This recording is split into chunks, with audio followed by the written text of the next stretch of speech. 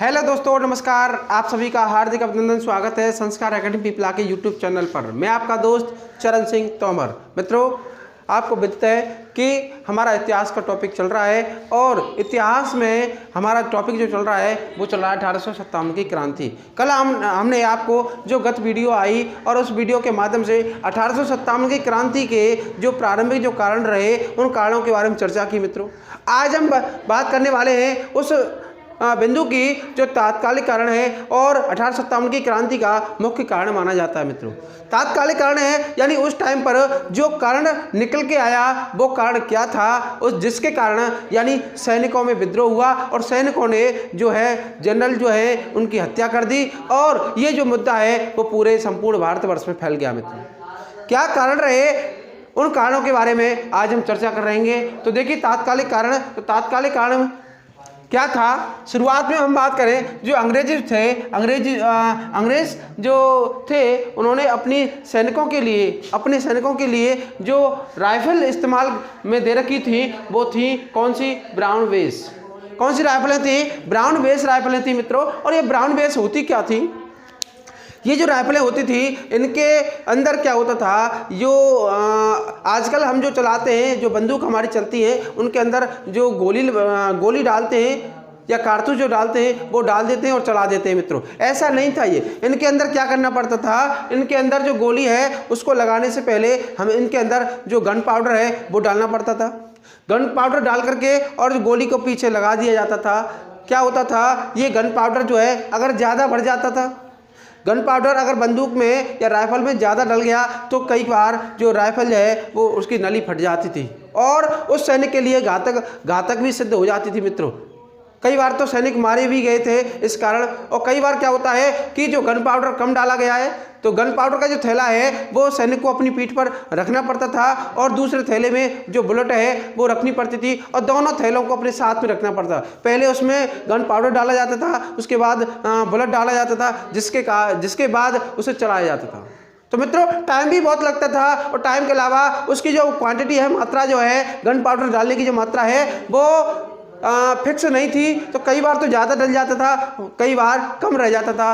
तो ये कारण था, यानी इन राइफलों का जो ब्राउन बेस राइफलें थी तो इन ब्राउन बेस राइफलों में यही व्यवस्था थी। लेकिन अंग्रेजों ने क्या किया, इन ब्राउन बेस के स्थान पर एनफील्ड नामक राइफलें प्रयोग में शुरू की। यानी सैनिकों के लिए वो राइफलें दी। कौन सी राइफलें दी?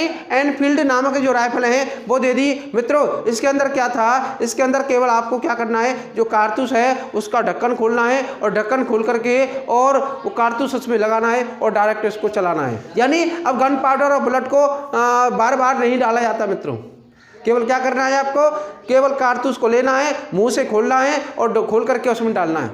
पहले क्या था, उस टाइम पर प्लास्टिक का आविष्कार नहीं हुआ। मित्रों, प्लास्टिक का आविष्कार नहीं हुआ था और आप जानते ही हैं कारतूस के अंदर जो गन पाउडर है और गन पाउडर के अंदर अगर नमी आ गई तो वो जो कारतूस है वो नहीं चलेगा, यानी मिस हो जाएगा।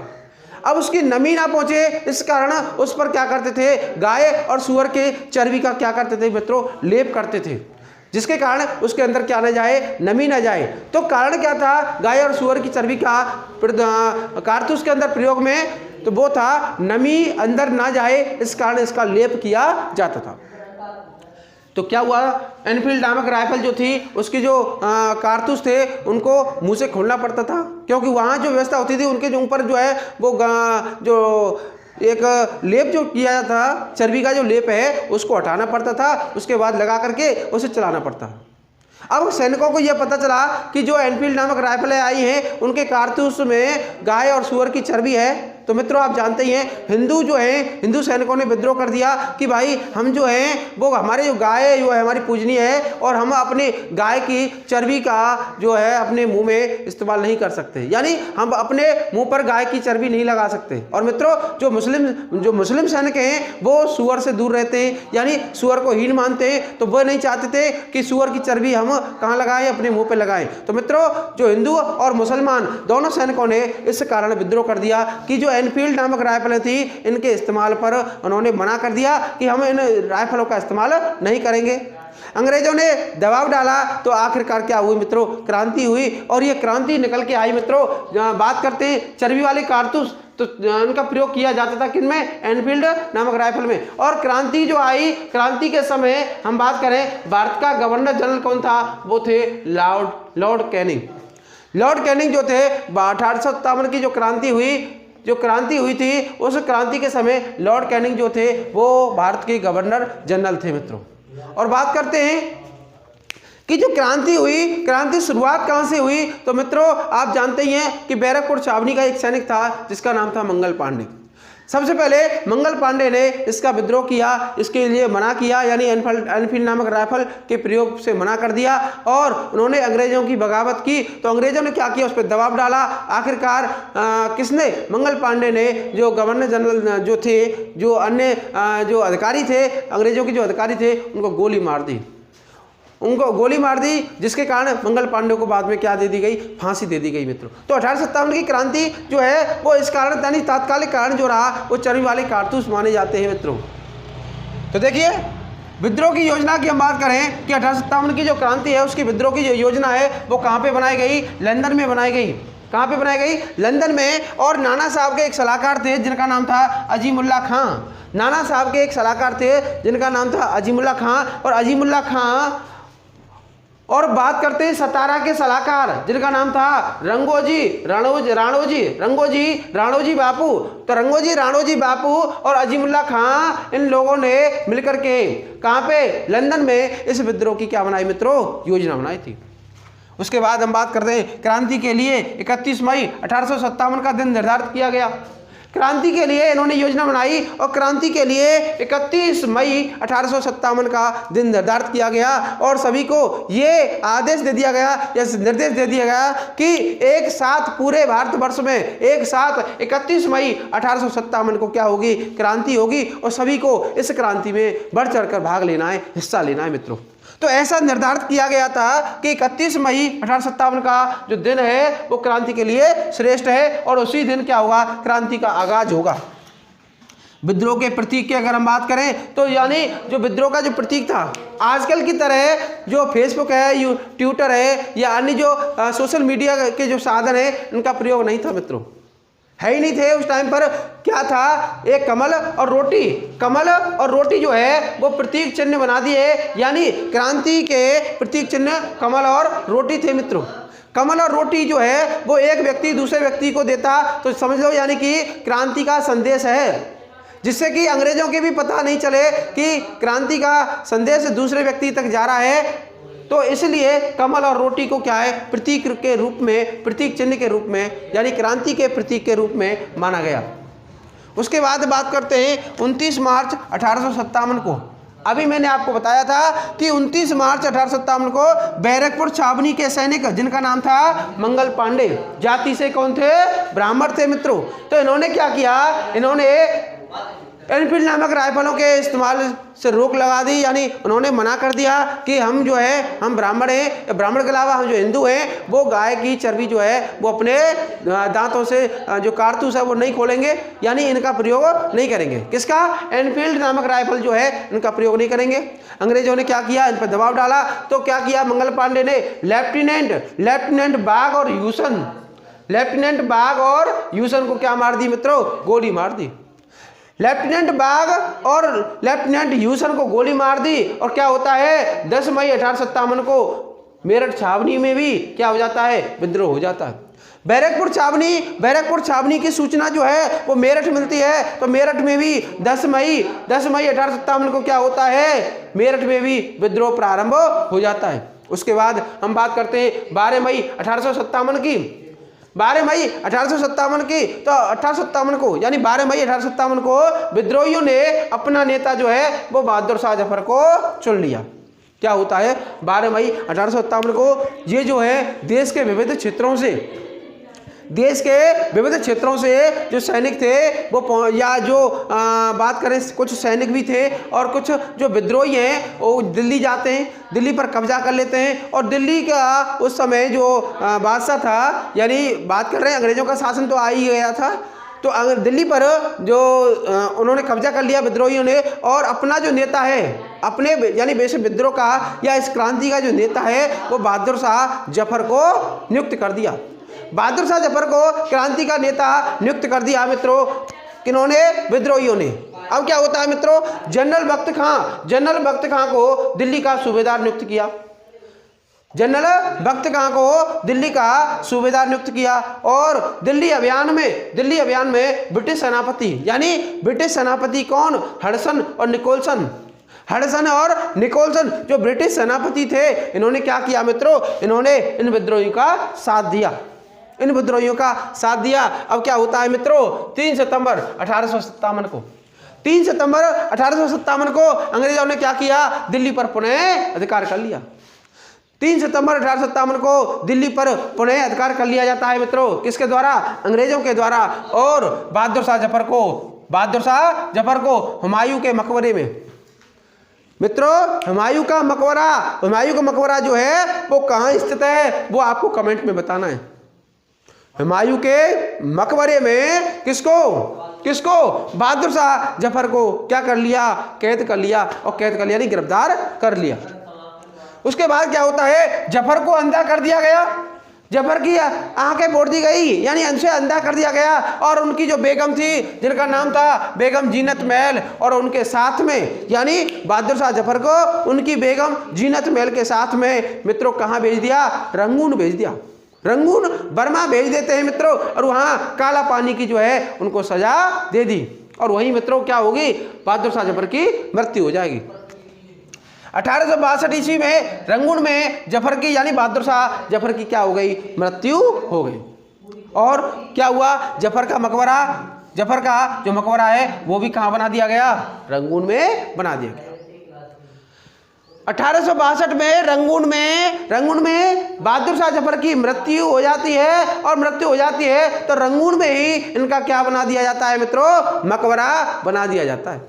यह रहे हमारे इस 1857 की क्रांति के जो नेता थे बहादुर शाह जफर। इनके साथ अंग्रेजों ने बहुत बुरा व्यवहार किया था, इनका अपमान किया, इनको सजा दी, इनको हुमायूं के मकबरे में कैद कर लिया, और इनको रंगून भेज दिया, इन्हें अंधा कर दिया। इनकी बेगम के साथ, यानी उनकी बेगम का नाम था जीनत महल, बेगम जीनत महल के साथ रंगून भेज दिया, और वहीं पे इनकी क्या हो जाती है? रंगून में इनकी मृत्यु हो जाती है। तो ये थे मित्रों कौन? बहादुर शाह जफर। उसके बाद हम बात करते हैं 1857 की क्रांति के मुख्य व्यक्तित्व के रूप में रानी लक्ष्मीबाई। रानी लक्ष्मीबाई आपने इतिहास में बचपन से ही पढ़ा है, बचपन से ही रानी लक्ष्मीबाई के बारे में पढ़ाया जाता है कि रानी लक्ष्मीबाई जो थी वो मर्दानी थी। कल भी मैंने आपको रानी लक्ष्मीबाई के बारे में बताया था कि खूब लड़ी मर्दानी वो तो झांसी वाली रानी थी, बताई थी ना। कल मैंने इस पिछली वीडियो में रानी लक्ष्मीबाई के बारे में बताया था, और उसके उपनाम की भी मैं बात करी थी। यानी रानी लक्ष्मीबाई का जो उपनाम है वो क्या था? उसके जो बचपन का नाम था वो था मणिकर्णिका। उसके बचपन का नाम था मणिकर्णिका। अब बात करते हैं रानी लक्ष्मीबाई का नाम लक्ष्मीबाई कब पड़ा? तो ध्यान रखना मित्रों, रानी लक्ष्मीबाई का जो विवाह है, विवाह के बाद में, विवाह के उपरांत उसका नाम जो है रानी लक्ष्मीबाई पड़ता है। तो लक्ष्मीबाई नाम विवाह के बाद पड़ता है। बात करते हैं अन्य नाम, तो अन्य नाम मणिकर्णिका, मनु, छबीली और महलपरी, ये क्या है? उनके अन्य नाम है। झांसी के राजा गंगाधर राव से इनकी क्या हो जाती है? शादी हो जाती है। झांसी के राजा गंगाधर राव से इनकी क्या हो जाती है? शादी हो जाती है मित्रों। और इनका एक छोटा सा पुत्र होता है, छोटा सा ही पुत्र होता है, और उसी को क्या बना देती है? अपना उत्तराधिकारी नियुक्त कर देती है। उसका नाम क्या है मित्रों? वो है दामोदर राव। रानी लक्ष्मीबाई के पुत्र का नाम क्या है? दामोदर राव। और ये जो है रानी लक्ष्मीबाई अपने छोटे से पुत्र को ही उत्तराधिकारी नियुक्त कर देती है, और उसके साथ में युद्ध करती है, यानी उसे अपनी पीठ पर बांध करके और युद्ध करती है मित्रों। और क्या होता है? जून 1857 में जनरल ह्यूज जून 1857 में जनरल ह्यूज से लड़ते हुए ये क्या हो जाती है, शहीद हो जाती है। कल भी मैंने आपको एक वीडियो के माध्यम से, यानी पिछली वीडियो के माध्यम से मैंने आपको बताया था कि जब ग्वालियर पे भी अधिकार कर लेते हैं कोई, क्या अंग्रेज जो है ग्वालियर पर अधिकार कर लेते हैं, तो ग्वालियर के किले से अपने घोड़े सहित क्या करती है, कूद जाती है मित्रों, और क्या होता है, घोड़े सहित इनकी क्या हो जाती है, मृत्यु हो जाती है। तो जून 1857 में ये क्या हो जाती है, शहीद हो जाती है। इनको अगर हम बात करें जनरल ह्यूज, तो जनरल ह्यूज ने इनको अकेली मर्द कहा है मित्रों, अकेली मर्द का है। हिंदुस्तान में अकेली मर्द कौन है, वो है कौन, रानी लक्ष्मीबाई। आप इसका स्क्रीनशॉट ले लीजिए, अभी मिलते हैं आपसे।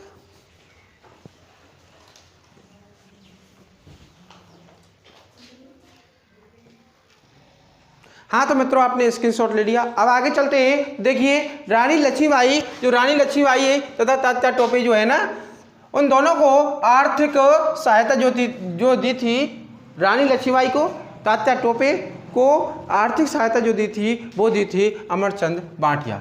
और ये कहाँ के रहने वाले थे मित्रों, बीकानेर के। तो बीकानेर के अमरचंद बांटिया ने क्या किया, इनको आर्थिक सहायता की थी मित्रों।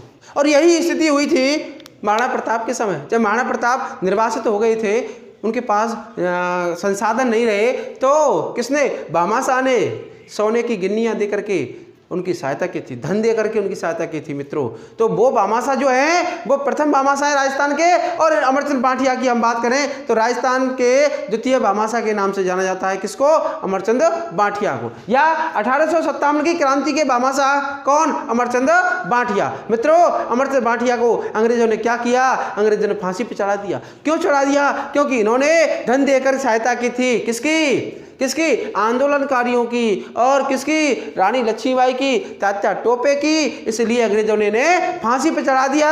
और मित्रों अमरचंद बांटिया वो पहले व्यक्ति थे जो 1857 की क्रांति में फांसी पर चढ़ाए गए, फांसी पर चढ़ाए जाने वाले पहले व्यक्ति थे। इन्होंने ग्वालियर राजकोष में क्या दिया था, धन दिया था, ग्वालियर राजकोष में धन दिया था। यह मैंने आपको बताया था कि जब रानी लक्ष्मीबाई झांसी में थी, तात्या टोपे झांसी में थे, तो तात्या टोपे और नाना साहब, तात्या टोपे और नाना साहब की सहायता से झांसी से ग्वालियर आ जाती हैं, कौन, रानी लक्ष्मीबाई। तो ग्वालियर आकर के, ग्वालियर में जब धन की आवश्यकता पड़ती है, जब बीकानेर के अमरचंद बांटिया जो है ग्वालियर के राजकोष में धन देते हैं और इनकी सहायता करते हैं। अमरचंद बांटिया 1857 की क्रांति के समय फांसी पर चढ़ने वाले प्रथम व्यक्ति थे मित्रों, ये मैंने अभी बताया आपको, प्रथम व्यक्ति थे 1857 की क्रांति में जब फांसी पर चढ़ाए गए। और इन्हें 1857 की क्रांति का क्या कहा जाता है, क्या कहा जाता है, भामाशाह। अगर बात करें राजस्थान का द्वितीय भामाशाह, वो भी अमरचंद बांटिया को कहा जाता है मित्रों। तो ये रही रानी लक्ष्मीबाई की कहानी, रानी लक्ष्मीबाई की कहानी। अब बात करते हैं तात्या टोपे। तात्या टोपे, अगर इनके मूल नाम की हम बात करें तो इनका मूल नाम क्या था मित्रों, रामचंद्र पांडुरंग। तात्या टोपे का मूल नाम क्या था, रामचंद्र पांडुरंग। और देखिए तात्या टोपे, तात्या नाम कैसे पड़ा, तात्या जो वो कहते हैं उसका अर्थ होता है बड़ा भाई, तात्या का अर्थ होता है बड़ा भाई। और मित्रों तात्या टोपे का मूल नाम क्या था, रामचंद्र पांडुरंग था। तो ये जो रामचंद्र पांडुरंग जो थे वो नाना साहब के क्या थे मित्रों, सेनापति थे। नाना साहब जो है कानपुर के नाना साहब, उनके सेनापति थे कौन, रामचंद्र पांडुरंग, यानी तात्या टोपे। ये अलीनगर के युद्ध में चार्ल्स स्नेपियर से पराजित होकर के कहाँ आए थे, राजस्थान आए थे। कौन, तात्या टोपे और चार्ल्स स्नेपियर के मध्य अलीनगर का युद्ध हुआ। और अलीनगर के युद्ध में पराजित होकर के, किससे, चार्ल्स स्नेपियर से पराजित होकर के ये राजस्थान आए थे मित्रों। इसके बाद हम बात करें इनके जन्म की, तो इनका जन्म 1814 ईस्वी में हुआ था। कहाँ पे, पटौदा महाराष्ट्र में। पटौदा महाराष्ट्र में इनका जन्म जो है वो 1814 ईस्वी को हुआ था। तथा शिवपुरी कहाँ पड़ता है, एमपी में। कहाँ पड़ता है शिवपुरी, एमपी में। 1859 ईस्वी में इनको फांसी पर चढ़ा दिया गया था मित्रों। 1859 ईस्वी को शिवपुरी में इन्हें फांसी दे दी गई, किसको, तात्या टोपे को। उसके बाद हम बात करते हैं नाना साहब की। नाना साहब, इनके मूल नाम जो है वो मूल नाम, देखिए मूल नाम जो है ना, इनका जो मूल नाम है वो परीक्षाओं में पूछ लिया जाता है और कई परीक्षाओं में पूछ लिया भी गया था कि नाना साहब का मूल नाम क्या था? धुंधु पंत। क्या नाम था? धुंधु पंत, धुंधु पंत। और ये कौन थे मित्रों? बाजीराव द्वितीय के दत्तक पुत्र थे। कौन? नाना साहब। तो नाना साहब का मूल नाम क्या है? धुंधु पंत। और ये बाजीराव मराठा बाजीराव जो हैं उनके दत्तक पुत्र थे।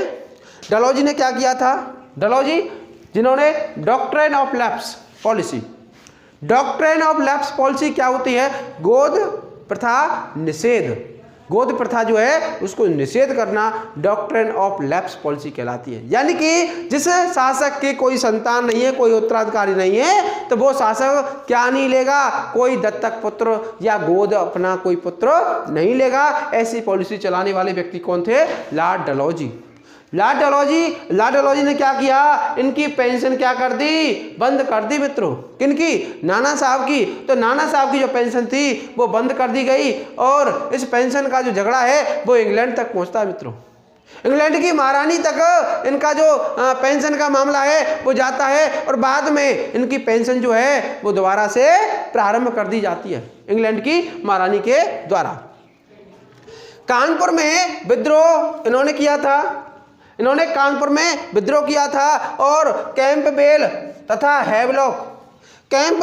तथा हैवलॉक से पराजित होकर के ये कहाँ चले गए? नेपाल चले गए। कौन? नाना साहब। नाना साहब इन्होंने कहाँ पे? कानपुर में क्या किया था? विद्रोह किया था और कैंपबेल अंग्रेज अधिकारी कैंपबेल और हैवलॉक इनसे पराजित होकर के ये नेपाल चले जाते हैं। अब बात करते हैं हम बेगम हजरत महल की। आपने बचपन से पढ़ा है बेगम हजरत महल के बारे में। मित्रों आज हम आपको बेगम हजरत महल के कुछ अनछुए पहलुओं के बारे में हम चर्चा करेंगे। तो देखिए अवध के नवाब, आप जानते ही हैं अवध क्षेत्र जो है वर्तमान में कहाँ पड़ता है? ये है उत्तर प्रदेश में। अवध क्षेत्र जो है वर्तमान में उत्तर प्रदेश है और आप जानते ही हैं भगवान श्री राम की नगरी क्या? अयोध्या। और अयोध्या जो है उसको ही पहले अवध कहते थे। अयोध्या को ही क्या कहते थे? अवध कहते थे मित्रों। और ये पड़ता है किसमें? उत्तर प्रदेश के फैजाबाद जिले में। उत्तर प्रदेश के फैजाबाद जिले में पड़ता है अवध। और यहाँ के कौन? यहाँ के नवाब थे वाजिद अली शाह। कौन थे? नवाब वाजिद अली शाह। और ये वाजिद अली शाह की पत्नी थी कौन? बेगम हजरत महल।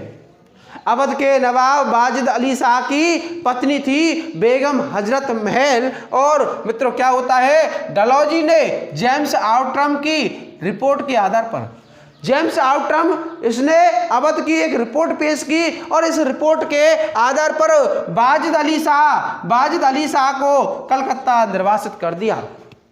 यानी कि अवध से निकाल करके कलकत्ता में निर्वासित कर दिया और डलहौजी ने क्या किया? अवध पर अपना अधिकार कर लिया, यानी अवध को अपने कब्जे में ले लिया।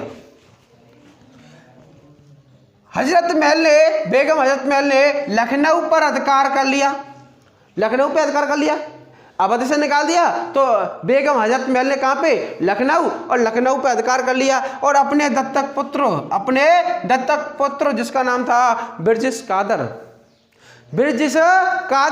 अपने दत्तक पुत्र को किसका?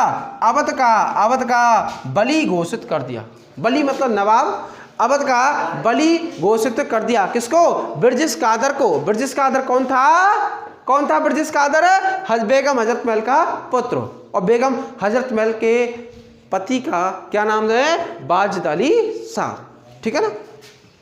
बेगम हजरत महल कैंपबेल से पराजित होकर के, बेगम हजरत महल जो है वो कैंपबेल से पराजित होकर के कहाँ चली गई मित्रों? ये भी कहाँ चली गई? नेपाल चली गई। बेगम हजरत महल जो है वो कैंपबेल से पराजित होकर के नेपाल चली गई। क्या होता है? नेपाल में 7 अप्रैल 1879 मित्रों आपको कुछ अजीब लग रहा होगा, मैंने बोला 1879, यानी कि ये क्या है? ये वो तारीख है जिस दिन जर्मनी के लिप्जिग शहर में विलियम वुड ने एक प्रयोगशाला खोली थी, यानी साइकोलॉजी के अंदर 1879। और ये भी है 7 अप्रैल 1879। 7 अप्रैल 1879। अब क्या होता है, मैंने 1879 क्यों बोला मित्रों, क्यों बोला, क्योंकि क्या होता है 79 और 89 में लोग डिफीट खा जाते हैं, चक्कर खा जाते हैं कि 889 है या 79 है, ठीक है ना। तो 89 और 79 एक जैसा लगता है, इसलिए 79 बोला मैंने। बेगम हजरत महल की क्या हो जाती है, मृत्यु हो जाती है। तो नेपाल में 7 अप्रैल 1879 को क्या हो जाती है, बेगम हजरत महल की मृत्यु हो जाती है। मित्रों आगे हमारे कुछ क्रांतिकारियों के बारे में, कुछ क्रांति के नेताओं के बारे में हम कराएंगे। तो मित्रों यदि आपने हमारे Sanskar academy Pipla YouTube channel को सब्सक्राइब नहीं किया है तो मित्रों जल्दी से सब्सक्राइब कीजिए, press the bell icon and like the video, comment and join the Telegram channel. धन्यवाद।